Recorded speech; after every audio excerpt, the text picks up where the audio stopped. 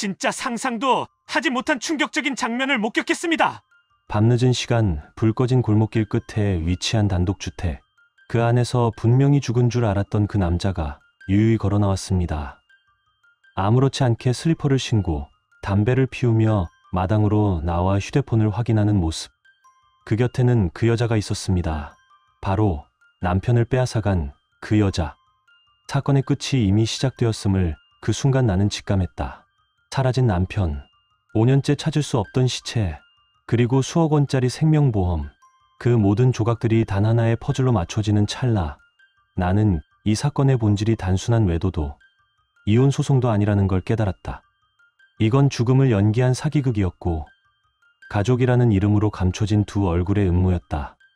그날 사무실 문을 열고 들어온 의뢰인의 눈빛은 그 모든 비극의 서막이었다. 차분한 어조, 단정한 외모, 그리고 끝내 터뜨려질 수밖에 없었던 진실. 이제 나는 그 진실의 목격자가 되었다. 그리고 여러분은 그 진실을 마주하게 될 것이다. 방탐정의 이중 파일에서 전하는 이 이야기 끝까지 함께 지켜봐 주세요. 좋아요와 댓글은 더 많은 진실을 파헤칠 수 있는 단서가 됩니다.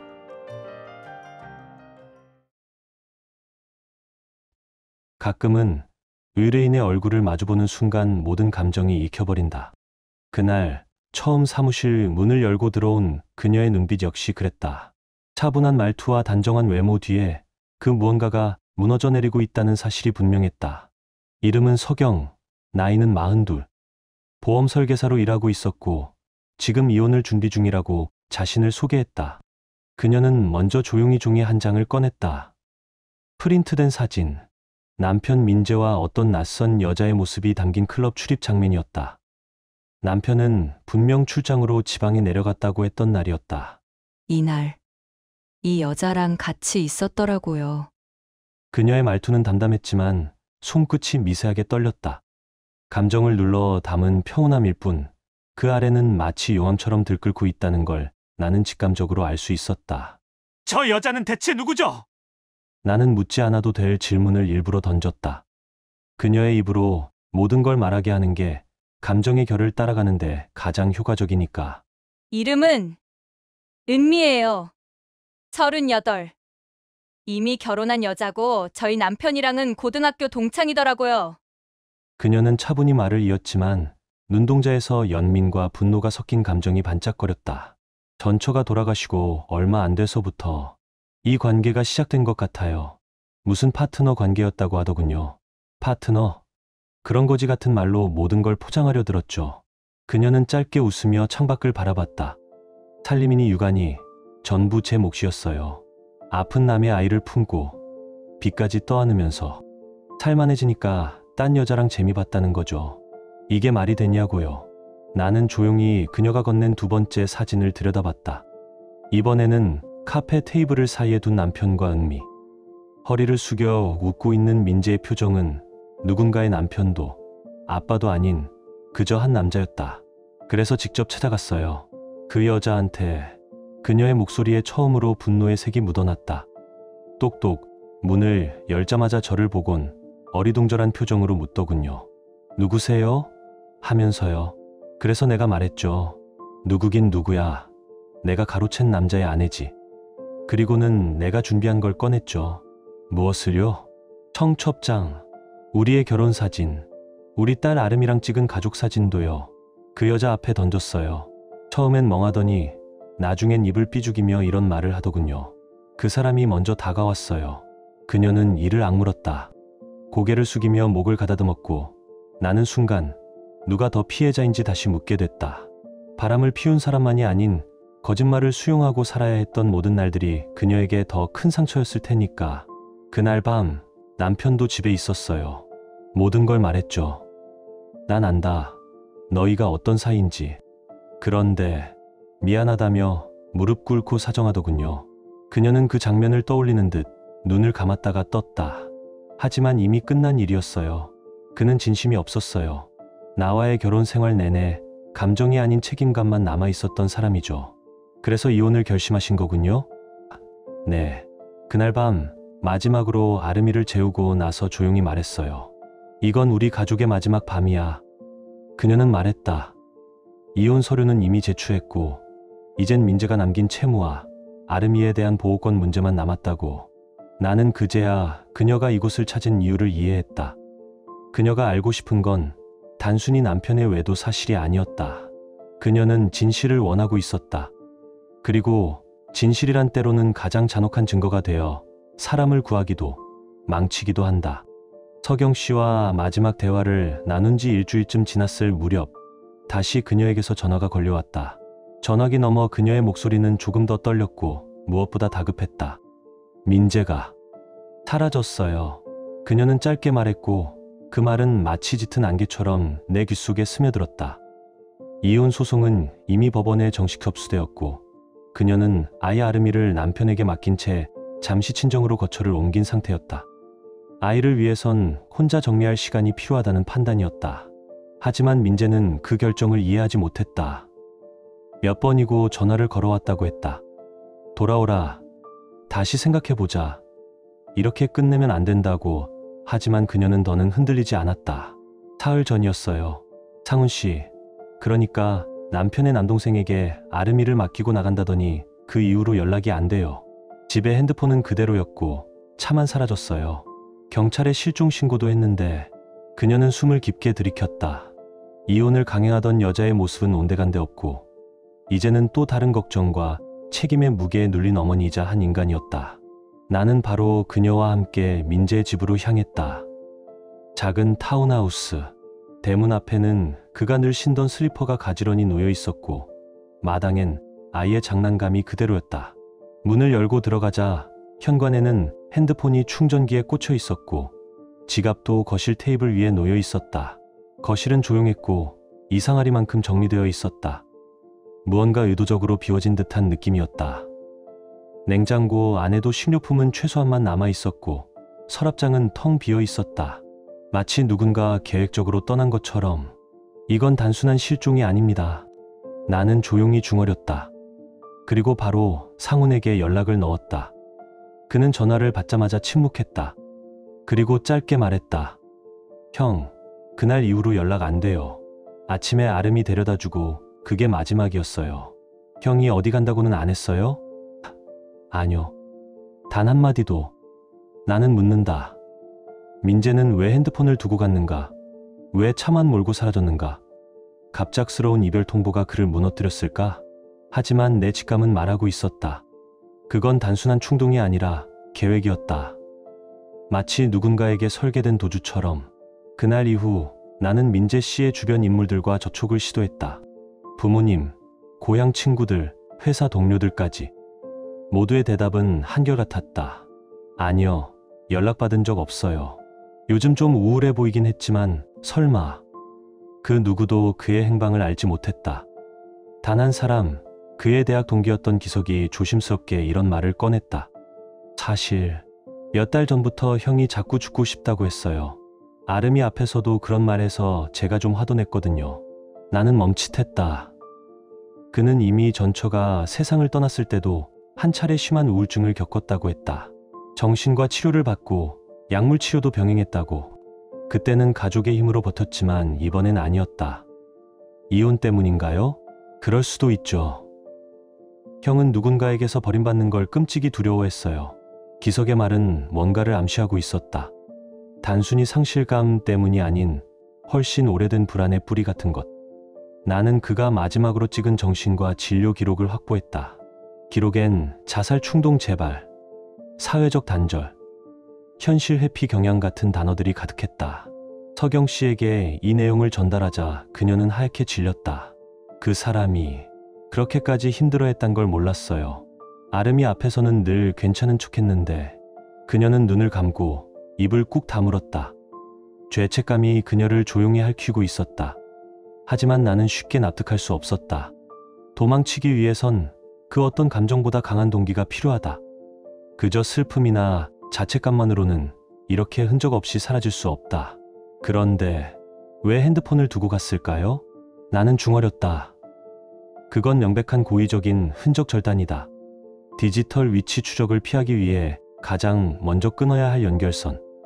그리고 누군가에게 연락이 가길 원치 않았다는 뜻이죠. 마치 완전히 세상과 단절하고 싶었던 사람처럼. 하지만 그럼에도 불구하고 그는 차를 가져갔다. 자동차의 GPS는 당시 최신식 모델이라 기록이 남을 가능성이 컸다.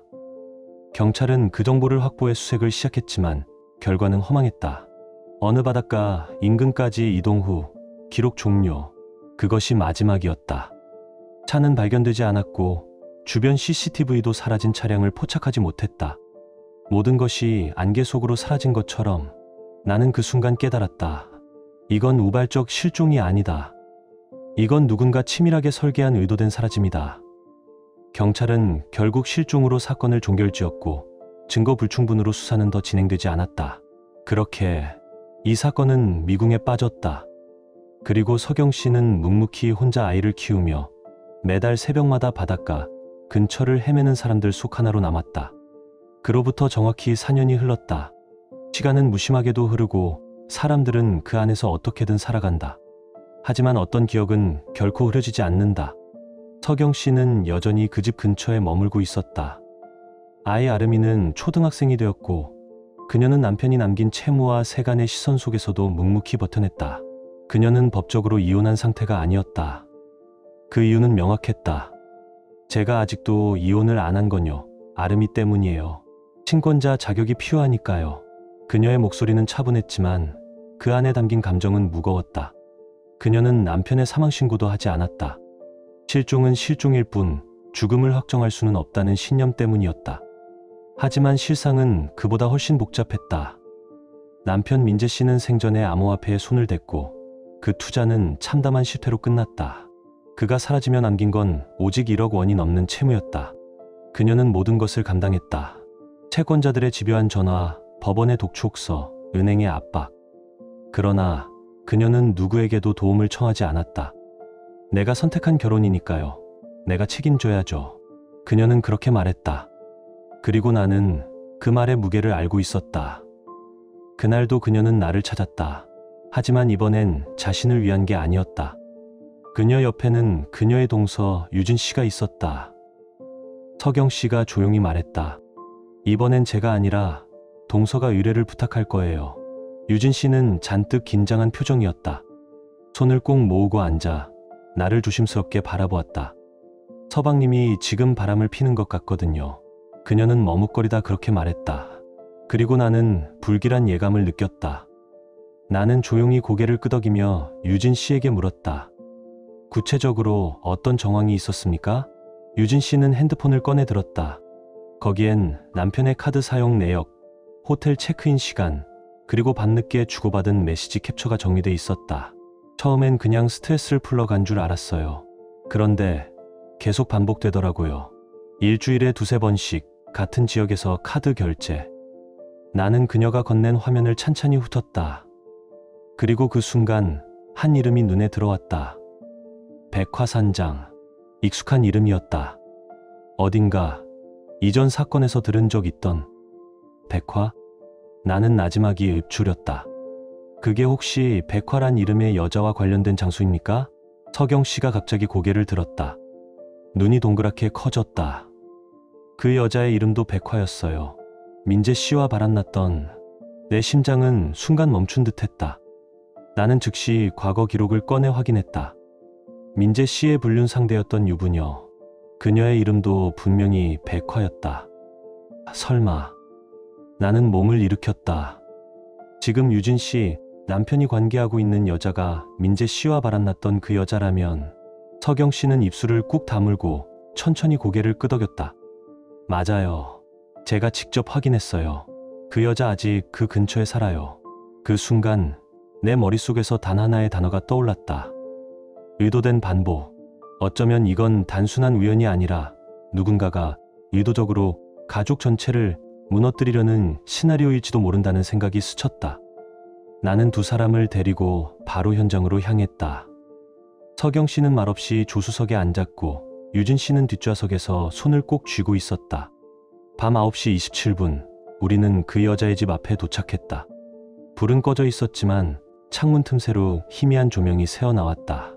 그리고 잠시 후 한 남자가 문을 열고 나왔다. 유진 씨는 숨을 멈췄다. 저 사람이에요. 제 남편. 그녀의 목소리는 떨렸다. 하지만 그보다 더 먼저 서경 씨가 문을 열고 내렸다. 그녀는 말없이 문을 두드렸다. 그리고 그 여자 백화가 문을 열었다. 누구세요? 서경 씨는 한치의 흔들림도 없이 말했다. 나야. 기억나지? 민재 씨 와이프였던 이제는 너희 신우이야. 백화의 얼굴이 순식간에 창백해졌다.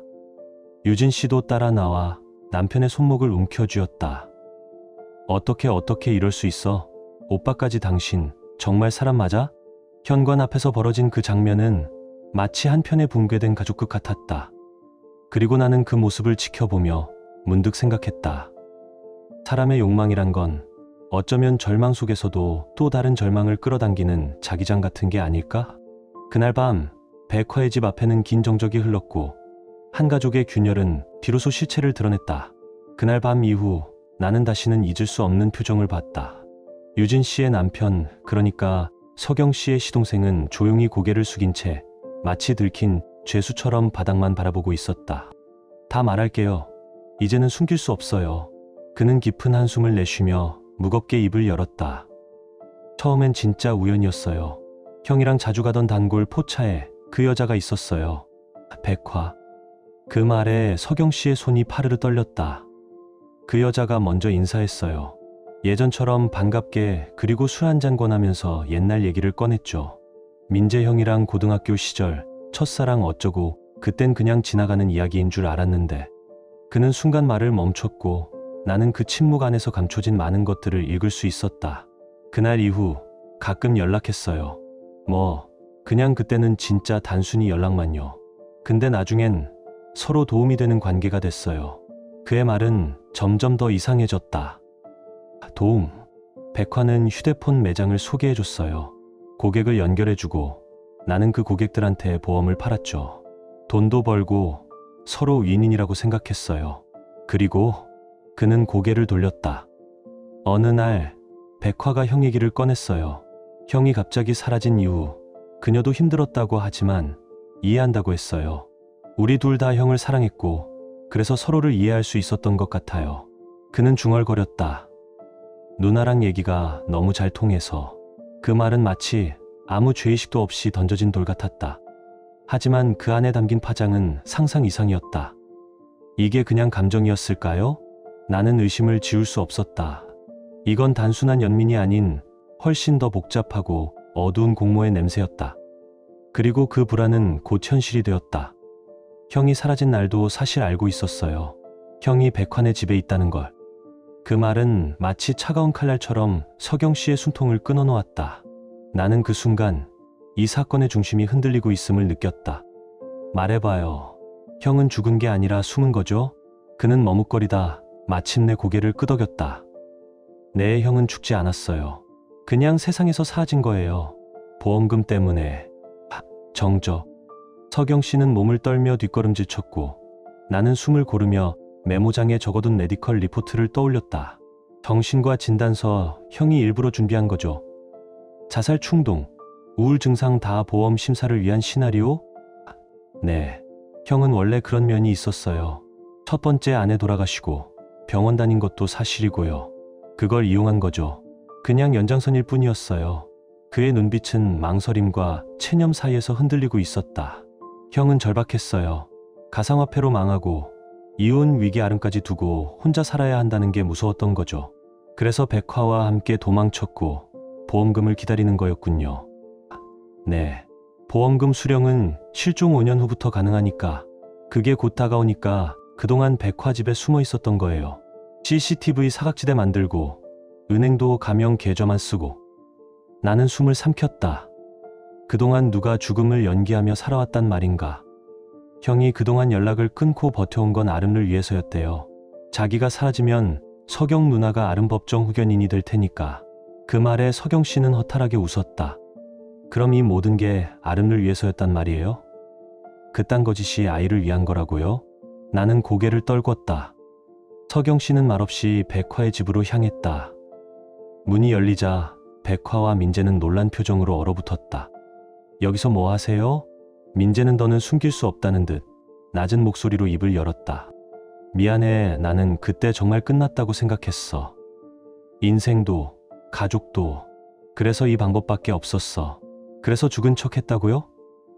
날 속이고 아름이를 버리고? 나는 아름이를 위해서였어. 보험금만 들어오면 모든 걸 정리하고 다시 돌아가려고 했어. 서경 씨의 손이 가늘게 떨렸다. 당신은 끝까지 자신만 생각했어. 정말 끝까지 이기적이야. 그녀는 가방 속에서 사진 한 장을 꺼내어 바닥에 조용히 던졌다. 그 사진에는 백화와 시동생이 다정하게 입을 맞추는 모습이 담겨 있었다. 당신이 믿던 사람들 결국 다 똑같았어. 보험금도, 이혼도, 후견인도 전부 핑계였잖아. 당신은 그저 현실에서 도망치고 싶었던 거야. 나는 조용히 휴대폰을 꺼내 경찰에 연락했고 잠시 후 문 밖에는 수사팀이 도착해 있었다. 그녀는 침착하게 핸드백을 열고 갈색 봉투 하나를 꺼내 책상 위에 내려놓았다. 그 안에는 사진과 녹취록, 통화 내역까지 모든 증거가 정리되어 있었다. 이걸 보고도 너희가 끝까지 서로를 감쌀 수 있을까?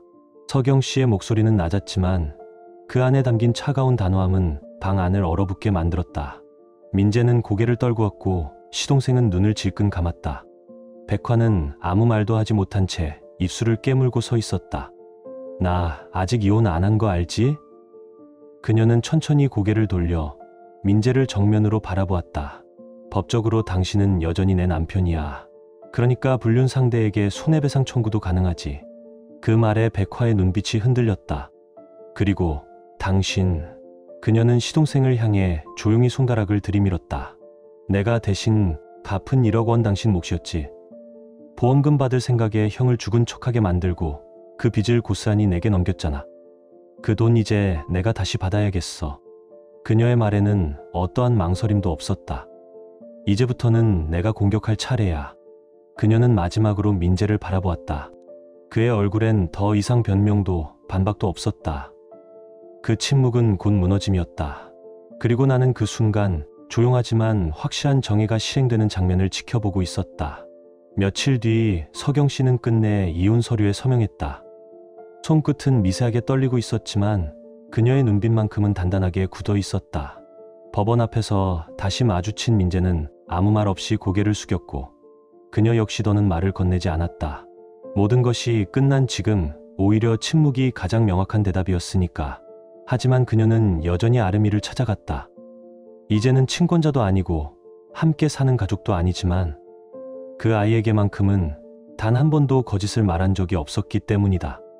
공원 한켠에서 아이와 나란히 앉아 도시락을 나눠 먹으며 웃고 있는 그녀의 모습은 내가 처음 만났던 날의 그 사람과는 너무도 달라 보였다. 아름이가 제게 남은 마지막 이유였어요. 그래서 버틸 수 있었던 거고요. 그녀는 조용히 말했다. 그녀가 돌아서서 천천히 걸어가는 뒷모습을 바라보며 나는 문득 이런 생각이 들었다. 진실은 언젠가 반드시 밝혀진다. 하지만 그 진실이 가져오는 정의는 때로는 가장 늦게 도착하는 손님일지도 모른다. 이번 사건에서 가장 위험했던 건 사람들의 거짓이 아니었다. 자신의 거짓을 진심이라 믿으려 했던 그 집요한 의지였다. 민재는 죄를 지었지만 끝까지 자신을 구제불능이라 여기지 않았다. 백화는 사랑이라 포장했지만 그 안엔 철저한 계산과 이기심이 숨어 있었다. 그리고 그 이면엔 아무렇지 않은 척했던 날들의 침묵이 도사리고 있었다. 나는 오늘도 또 다른 사건을 맡게 되겠지만 이 이야기는 오랫동안 내 마음 깊은 곳에 남아있을 것이다. 왜냐하면 이 사건만큼 인간이 어디까지 자기 합리화를 할 수 있는지를, 그리고 한 여성이 어디까지 스스로를 구해낼 수 있는지를 보여준 이야기는 없었으니까. 그리고 나는 이렇게 결론지었다. 끝까지 나를 속이지 않은 사람은 오직 서경 씨 한 명뿐이었다. 당신은 이 이야기를 어떻게 느끼셨나요? 댓글로 당신의 생각을 들려주세요. 이 이야기가 여러분께 작은 감동이 되었거나 잠시 멈춰 삶을 돌아보게 하는 계기가 되었다면, 혹은 바쁜 일상 속에서 따뜻한 위로가 되어주었다면 그것만으로도 저희는 더할 나위 없이 기쁩니다. 여러분의 좋아요와 댓글, 그리고 구독은 이러한 이야기들이 더 많은 사람들에게 닿을 수 있도록 따뜻한 다리 역할이 됩니다. 끝까지 함께해 주셔서 진심으로 감사드립니다. 늘 평안하시고 사랑과 진심이 가득한 하루 되시길 바랍니다.